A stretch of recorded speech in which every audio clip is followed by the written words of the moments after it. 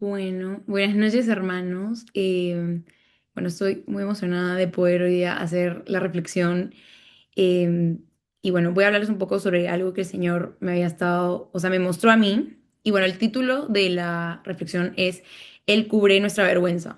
Entonces, bueno, básicamente, como podemos ver, como podemos escuchar en el título, vamos a hablar un poco sobre la vergüenza.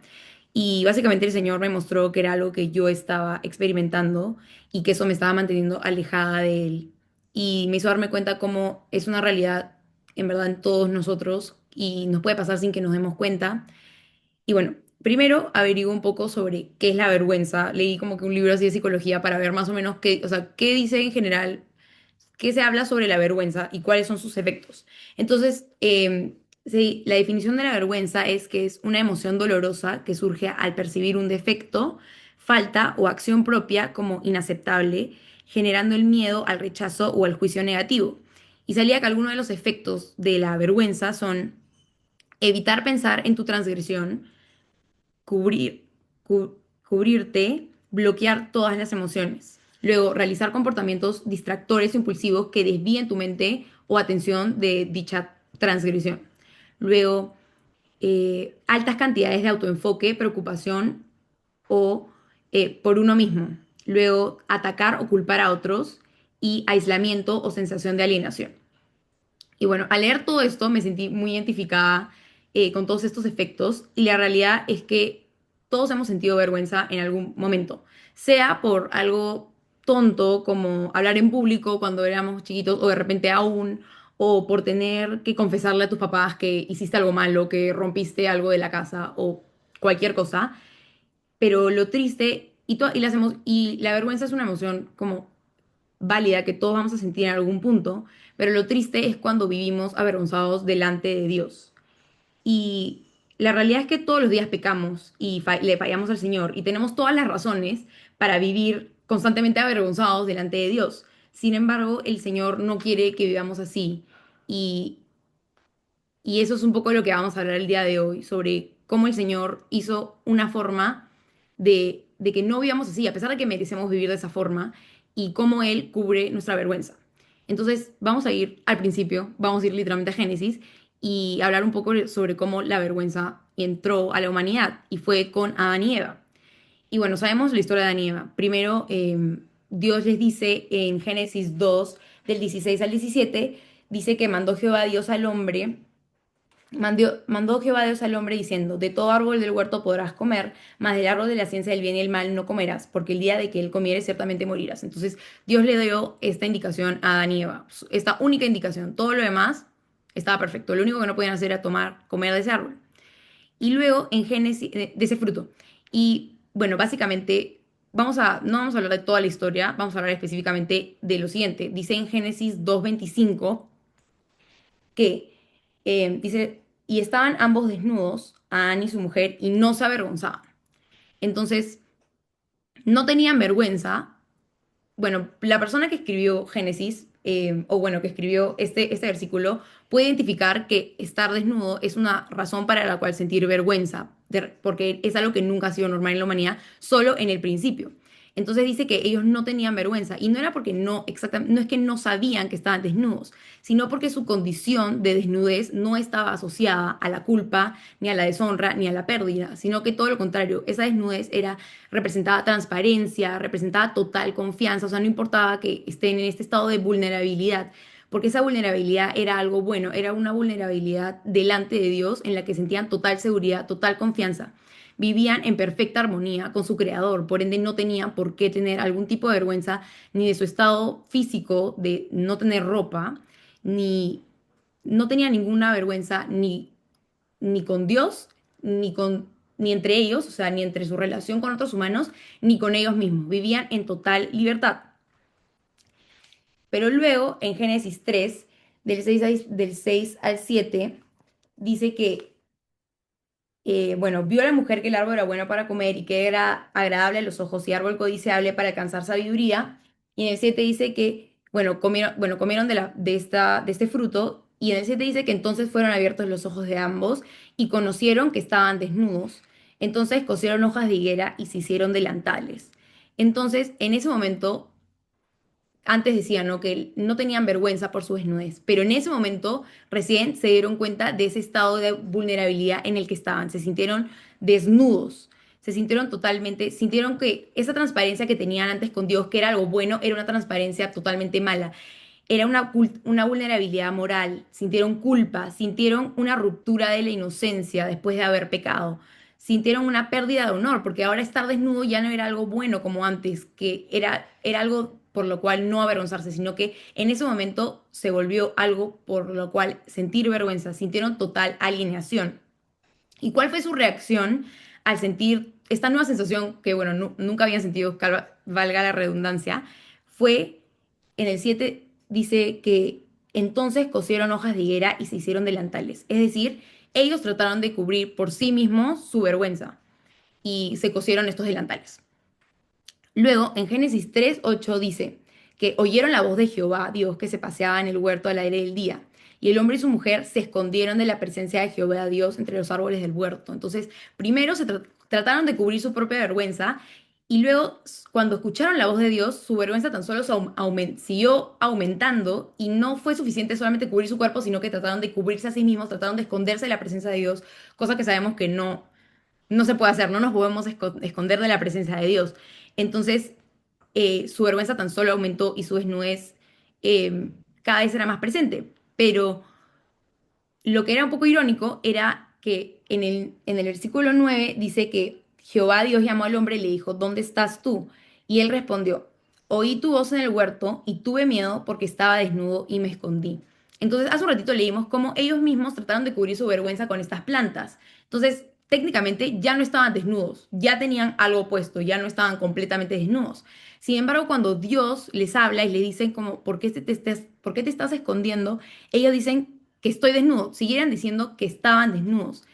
Y la realidad es que esto nos muestra que esta desnudez ya no era un tema de no tener ropa, sino su desnudez era espiritual, era estar delante de un Dios santo tras haberle desobedecido. Esto me hizo acordar bastante de la historia de Isaías, cuando Isaías le habla, perdón, cuando Dios le habla a Isaías e Isaías le dice, ay de mí que soy muerto, porque siendo hombre inmundo de labios han visto mis ojos al rey. Entonces, literalmente Adán y Eva sintieron exactamente eso. A pesar de que estaban vestidos con su propio, con esas plantas que se habían hecho, su desnudez era delante de Dios, era una desnudez de su espíritu, en la que ellos sabían que estaban mal delante de Dios y no había nada que pudieran hacer al respecto. Y esa perfecta armonía que tenían en un principio ya no estaba presente. Entonces la desnudez no se resolvió con esta cobertura natural de plantas y sobre todo era el hecho de que ellos mismos se la habían tratado de cubrir. Entonces, bueno, Dios luego le dice las consecuencias de su pecado y también podemos ver, y luego también podemos ver que, como mencioné, no se acuerdan que al comienzo comenté un poco de las consecuencias de la vergüenza y era que era culpar a otros. Y también podemos ver en Génesis 3:12 que Adán culpa a Eva. Entonces la vergüenza está en su mayor esplendor. Pero acá es cuando el Señor hace algo que era totalmente inesperado, porque obviamente Adán y Eva no sabían qué es lo que iba a pasar. Pensaron que Dios ya iba a terminar con ellos, o no sabemos qué habían pensado, porque era la primera vez en que algo así pasaba en la humanidad. Ellos eran los primeros humanos en la tierra, no sabían cómo Dios iba a reaccionar ante esto. Pero el Señor tiernamente hace algo inesperado. Y en Génesis 3:21 dice lo siguiente, dice, y Jehová Dios hizo, no, perdón, 3:21 dice, no, sí, dice, y Jehová Dios hizo al hombre y a su mujer túnicas de pieles y los vistió. Entonces, cuando leemos que los vistió, podemos entenderlo como Él cubre su vergüenza, porque ellos tenían, una vez más habían sentido total vergüenza, pero el Señor mismo vio que lo que ellos habían hecho a sí mismos no era suficiente y Él mismo tuvo que hacer un sacrificio, porque dice que los vistió, hizo a su mujer túnicas de pieles. ¿Eso qué significa? Que tuvo que haber un sacrificio para que puedan haber sido vestidos. Y podría decirse que este es el primer sacrificio documentado en la Biblia y es un reflejo de Jesús, porque Jesús hace exactamente eso con nosotros. Nos ve que estamos desnudos delante de Dios, somos transparentes delante de Dios, pero somos totalmente culpables y nuestra reacción primaria es escondernos, como Adán y Eva, escondernos, tratar de nosotros mismos cubrir nuestra vergüenza, pero eso jamás va a funcionar. El único que puede cubrir esa vergüenza que podamos sentir delante de Dios es Jesús. Y esta historia es un reflejo de lo que hizo Jesús en la Biblia. Perdón, lo que hizo Jesús por nosotros. Entonces, ¿quién nos ha sentido como Adán y Eva?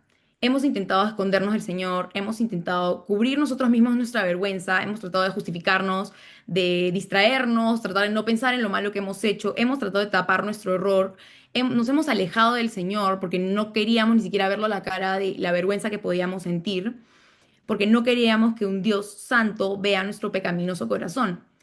Pero las buenas noticias es que Jesús vino para cubrir esa vergüenza. Primero, porque Él cargó no solo con nuestra culpa, sino con nuestra vergüenza, porque en Hebreos 12:2 dice que Él, bueno, puesto los ojos en Jesús, el cual por el gozo puesto delante de Él, sufrió la cruz, menospreciando la vergüenza. Es decir, Jesús no le importó la vergüenza que iba a pasar, Él experimentó esa vergüenza en vez de nosotros, porque la cruz sabemos que es un acto de, en esas épocas era un acto de humillación total, o sea, era el peor acto, o sea, la razón por la cual más podría estar avergonzado es por haber muerto en una cruz. Entonces la cruz fue una muerte pública, fue una muerte humillante, fue una muerte en la que Jesús estuvo totalmente desnudo, así como Adán y Eva, y literalmente es una muerte que está diseñada para deshonrar al ser humano.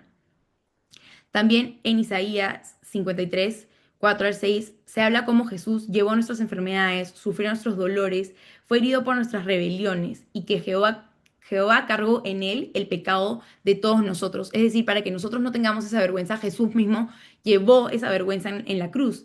Entonces nuestra culpa fue puesta en Jesús y nuestra vergüenza también fue asumida por Jesús. Entonces él literalmente tomó nuestro lugar. Y la cruz responde a Génesis 3. O sea, en esta historia que acabamos de leer, porque en Génesis el ser humano se cubre con hojas y Dios provee una vestidura. Y en el Evangelio, nuestros propios actos de autojustificación no son suficientes. Entonces, podemos tratar de cubrirnos con hojas, pero eso jamás va a ser suficiente. Entonces, Dios provee una cobertura definitiva, que es la justicia de Cristo. En Romanos 3, 4, la Biblia habla sobre la imputación y es sobre cómo Jesús nos viste de su justicia y ya no estamos expuestos ante Dios en nuestra desnudez moral.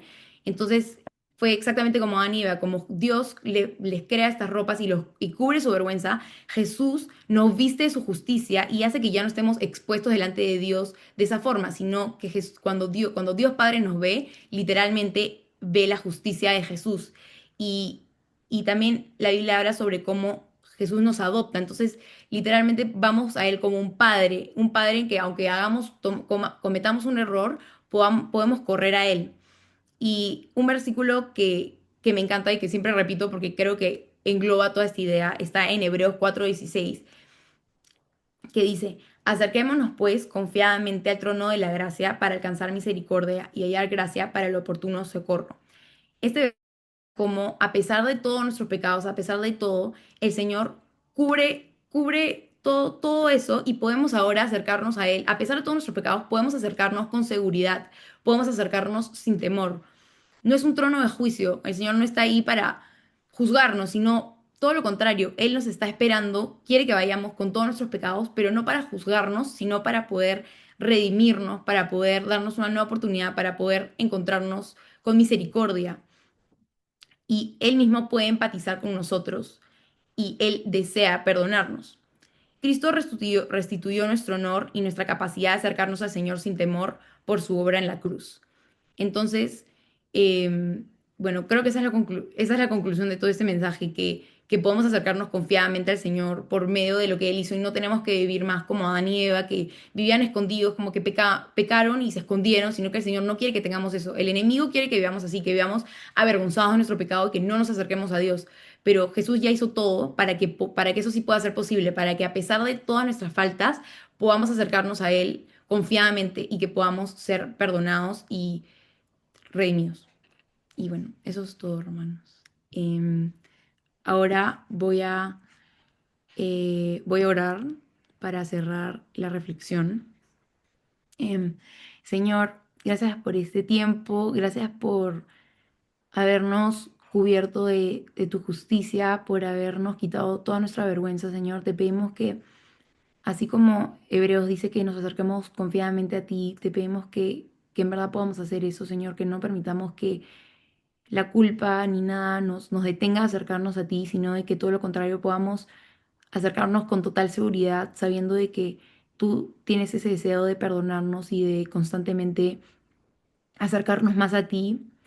También, Señor, te pido por, bueno, por el propósito de este grupo, que es orar por muchas personas que están enfermas, Señor. Te pido por cada una de ellas para que, en primer lugar, ellos te puedan conocer y puedan entregar su vida a ti y que tú les puedas llenar de tu paz y les puedas dar esperanza en medio de, de la situación que puedan estar pasando, Señor. Pero tú vas más allá de todas las enfermedades, Señor, y tú puedes curarlos, es tu voluntad, pero sobre todo tú puedes salvarlos y darles una vida nueva en ti. Gracias por este tiempo. Te pedimos que bendigas el resto de la reunión. En el nombre de Jesús. Amén.